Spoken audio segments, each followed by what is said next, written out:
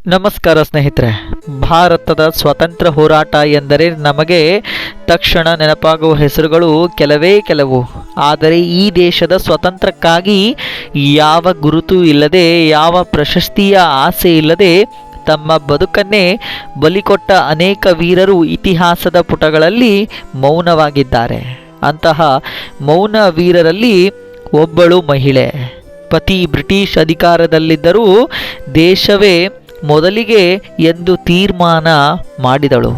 ತನ್ನ ವೈವಾಹಿಕ ಜೀವನವನ್ನೇ ತ್ಯಜಿಸಿ ಭಾರತ ಸ್ವಾತಂತ್ರ್ಯಕ್ಕಾಗಿ ಗುಪ್ತಚರಿಯಾಗಿ ಹೋರಾಡಿದಳು. ಇದು ಕೇವಲ ಒಂದು ಮಹಿಳೆಯ ಕಥೆಯಲ್ಲ, ಇದು ದೇಶಭಕ್ತಿಯ ಅತಿ ಉನ್ನತ ರೂಪ ಅಂದರೂ ಕೂಡ ತಪ್ಪಾಗೋದಿಲ್ಲ.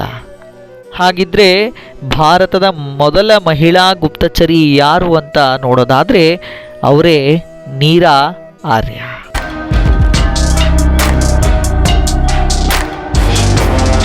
ಈ ಒಂದು ವಿಡಿಯೋದಲ್ಲಿ ನೀರಾ ಆರ್ಯರ ಬಗ್ಗೆ ನಾವು ಸಂಪೂರ್ಣವಾದ ಮಾಹಿತಿಯನ್ನು ತಿಳಿಯೋಣ. ಹಾಗಿದ್ರೆ ತಡ ಮಾಡೋದು ಬೇಡ, ನನ್ನ ಚಾನಲ್ ಇಷ್ಟ ಆದಲ್ಲಿ ಶೇರ್ ಮಾಡಿ, ಲೈಕ್ ಮಾಡಿ ಹಾಗೂ ಸಬ್ಸ್ಕ್ರೈಬನ್ನು ಮಾಡಿ. ಭಾರತದ ಸ್ವತಂತ್ರ ಹೋರಾಟ ಎಂದಾಗ ಗಾಂಧಿ, ನೇತಾಜಿ ಹಾಗೂ ಭಗತ್ ಸಿಂಗ್ ಅವರ ಹೆಸರುಗಳು ನಮಗೆ ತಕ್ಷಣ ನೆನಪಿಗೆ ಬರುತ್ತೆ. ಆದರೆ ಈ ದೇಶಕ್ಕಾಗಿ ತನ್ನ ಬದುಕನ್ನೇ ಬಲಿಕೊಟ್ಟ ಒಂದು ಮಹಿಳೆಯ ಕತೆ ನಾವು ತಿಳಿಯಲೇಬೇಕಾಗುತ್ತೆ. ಹೌದು, ಪತಿ, ವೈವಾಹಿಕ ಜೀವನ, ಸುಖ ಸೌಕರ್ಯ ಎಲ್ಲವನ್ನ ತ್ಯಜಿಸಿ ದೇಶವೇ ಮೊದಲಿಗೆ ಎಂದು ಬದುಕಿದ ಧೈರ್ಯಶಾಲಿ ಮಹಿಳೆ ನೀರಾ ಆರ್ಯ. 1902 ಮಾರ್ಚ್ 5ರಂದು ಉತ್ತರ ಪ್ರದೇಶದ ಬಾಗ್ಪತ್ ಜಿಲ್ಲೆಯ ಖೇಕ್ರಾ ಎಂಬ ಊರಲ್ಲಿ ನೀರಾ ಆರ್ಯ ಜನಿಸ್ತಾರೆ. ಅವರ ಬಾಲ್ಯವೇ ದುಃಖದಿಂದ ಆರಂಭವಾಯಿತು. ಅತ್ಯಂತ ಚಿಕ್ಕ ವಯಸ್ಸಿನಲ್ಲಿಯೇ ಅವರ ತಂದೆ ತಾಯಿಯನ್ನು ಕಳೆದುಕೊಳ್ತಾರೆ. ಆದರೆ ವಿಧಿ ಸಂಪೂರ್ಣವಾಗಿ ನಿರ್ದಯವಾಗಲಿಲ್ಲ. ಆರ್ಯ ಸಮಾಜದ ನಾಯಕ ಸೇಠ್ ಜಾಜುಮಲ್ ಅವರು ನೀರಾ ಆರ್ಯ ಮತ್ತು ಅವರ ಸಹೋದರರನ್ನು ದತ್ತು ಪಡೀತಾರೆ. ದತ್ತು ಪಡೆಯೋದಂದರೆ ಅಡಾಪ್ಟ್ ಮಾಡ್ಕೋದು. ಉತ್ತಮ ಶಿಕ್ಷಣವನ್ನು ನೀಡ್ತಾರೆ. ಹಾಗೂ ನೀರಾ ಆರ್ಯರ ಮನಸ್ಸಿನಲ್ಲಿ ದೇಶಭಕ್ತಿಯನ್ನು ಮೊದಲು ದೀಪ ಬೆಳಗಿದ್ದು ಆ ಒಂದು ಬಾಲ್ಯದಲ್ಲಿ.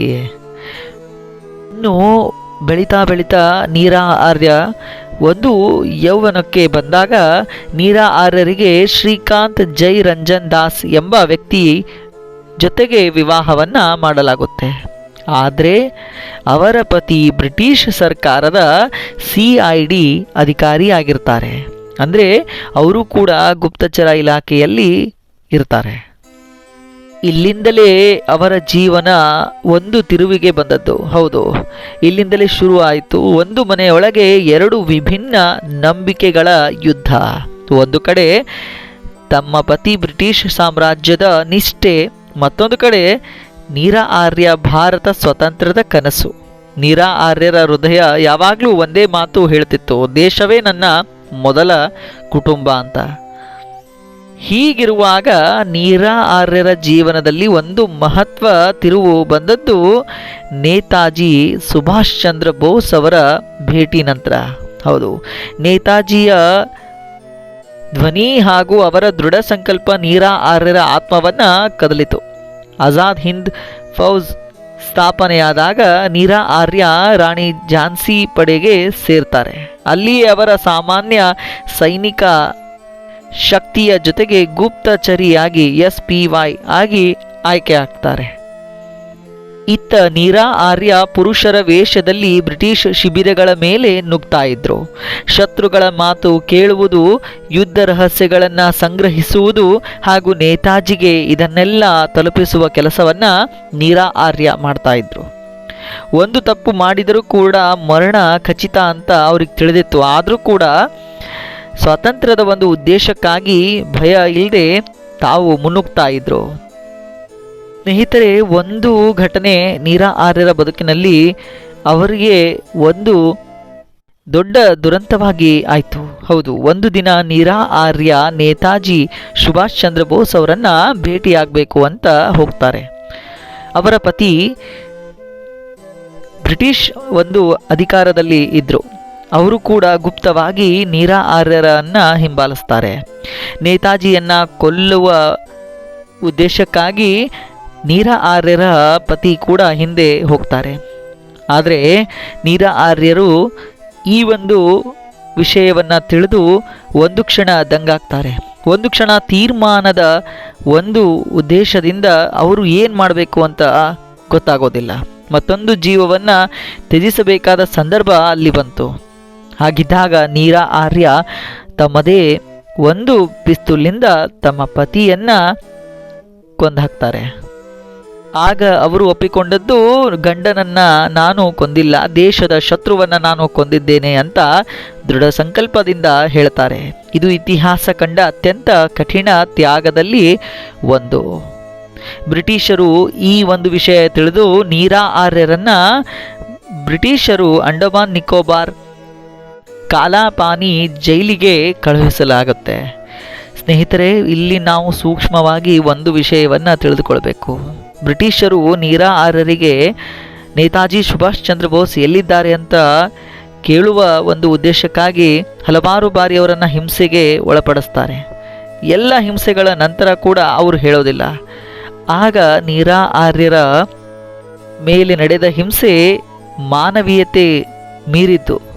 ನೇತಾಜಿಯ ಬಗ್ಗೆ ಹೇಳು ಅಂತ ಎಷ್ಟೇ ಯಾತನೆ ಕೊಟ್ಟರೂ ಕೂಡ ತುಟಿಗಳಲ್ಲಿ ಒಂದು ಶಬ್ದವೂ ಹೊರಗೆ ಬರಲಿಲ್ಲ. ದೇಹ ಮುರಿದರೂ ಆತ್ಮ ಮುರಿಯಲಿಲ್ಲ.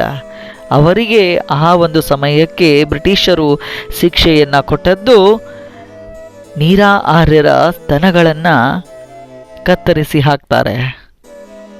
ಹೀಗಿದ್ರೂ ಕೂಡ ನೀರಾ ಆರ್ಯರು ಒಂದು ರಹಸ್ಯವನ್ನು ಬಿಟ್ಕೊಡ್ಲಿಲ್ಲ. ಅದು 1947 ಭಾರತ ಸ್ವತಂತ್ರವಾಯಿತು. ನೀರಾ ಆರ್ಯ ಬಿಡುಗಡೆಯಾದರು. ಆದರೆ ಅವರಿಗೆ ಯಾವುದೇ ಗೌರವ ಸಿಗಲಿಲ್ಲ, ಯಾವುದೇ ಹುದ್ದೆ ಸಿಗಲಿಲ್ಲ.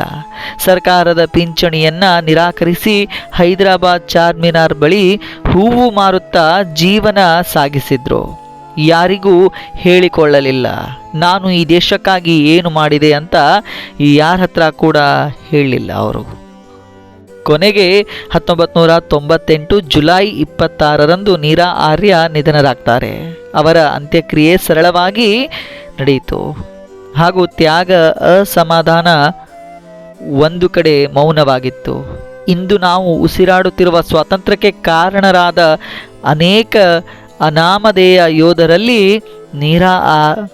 ನೀರಾ ಆರ್ಯರವರು ಒಬ್ಬರು ಕೂಡ ಆಗಿದ್ದಾರೆ. ಅಷ್ಟಕ್ಕೂ ನೀರಾ ಆರ್ಯರಿಗೆ ಸುಭಾಷ್ ಚಂದ್ರ ಬೋಸ್ ಅವರ ಬಗ್ಗೆ ಇದ್ದಂತಹ ಅಭಿಮಾನಕ್ಕೆ ಕಾರಣವೇನು? ಯಾವುದಾದ್ರೂ ಒಂದು ರೋಲ್ ಮಾಡೆಲ್ ಆಗಬೇಕಾದ್ರೆ ಅವರ ಹತ್ರ ಇರುವಂತಹ ಗುಣವನ್ನು ತೆಗೆದುಕೊಂಡಾಗ ಮಾತ್ರ. ಯಾಕೆ ನೇತಾಜಿ ಸುಭಾಷ್ ಚಂದ್ರ ಬೋಸ್ ಅವರನ್ನು ಬಿಟ್ಕೊಡ್ಲಿಲ್ಲ ಅಂತ ನೋಡೋದಾದರೆ, ಸ್ನೇಹಿತರೆ, ನೇತಾಜಿ ಸ್ವತಂತ್ರ ಜೀವಾಳ ಅಂತ ನಂಬಿದ್ರು. ನೀರಾ ಆರ್ಯರ ದೃಷ್ಟಿಯಲ್ಲಿ ಸುಭಾಷ್ ಚಂದ್ರ ಬೋಸ್ ಒಬ್ಬ ವ್ಯಕ್ತಿ ಮಾತ್ರವಲ್ಲ, ಅವರು ಭಾರತ ಸ್ವಾತಂತ್ರ್ಯದ ಹೋರಾಟದ ಆತ್ಮ ಅಂತ ನಂಬಿದ್ರು. ಇನ್ನು ಬ್ರಿಟಿಷರ ಆಳ್ವಿಕೆಗೆ ನಿಜವಾದ ಭಯ, ನೇತಾಜಿ ಇದ್ದರೆ ದೇಶ ಜೀವಂತ, ನೇತಾಜಿ ಇಲ್ಲದಿದ್ದರೆ ಹೋರಾಟ ದುರ್ಬಲ ಎಂಬ ನಂಬಿಕೆ ನೀರಾ ಆರ್ಯರಲ್ಲಿತ್ತು.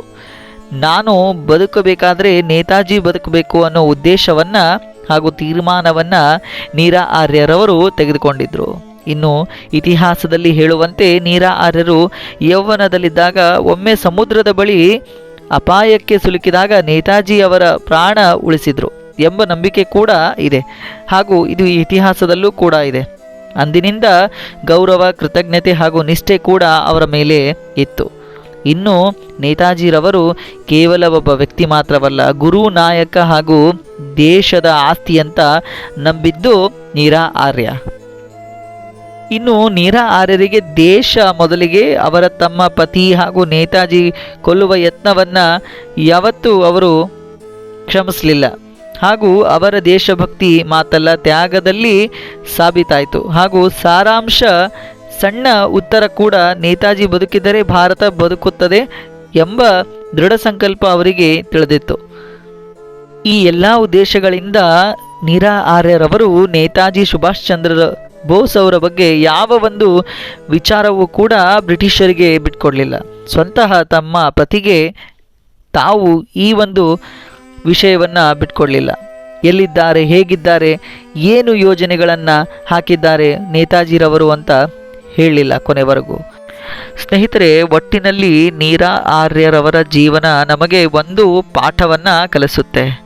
ದೇಶಭಕ್ತಿ ಅಂತ ಬಂದಾಗ ಭಾಷಣ ನೀಡುವುದು ಮಾತ್ರವಲ್ಲ, ಪೋಸ್ಟ್ ಹಾಕುವುದು ಮಾತ್ರವಲ್ಲ, ಅವಶ್ಯಕತೆ ಬಂದಾಗ ತನ್ನದೇ ಸುಖ ಸಂಬಂಧ ಬದುಕನ್ನೇ ತ್ಯಾಗ ಮಾಡುವ ಧೈರ್ಯವೇ ನಿಜವಾದ ದೇಶಭಕ್ತಿ.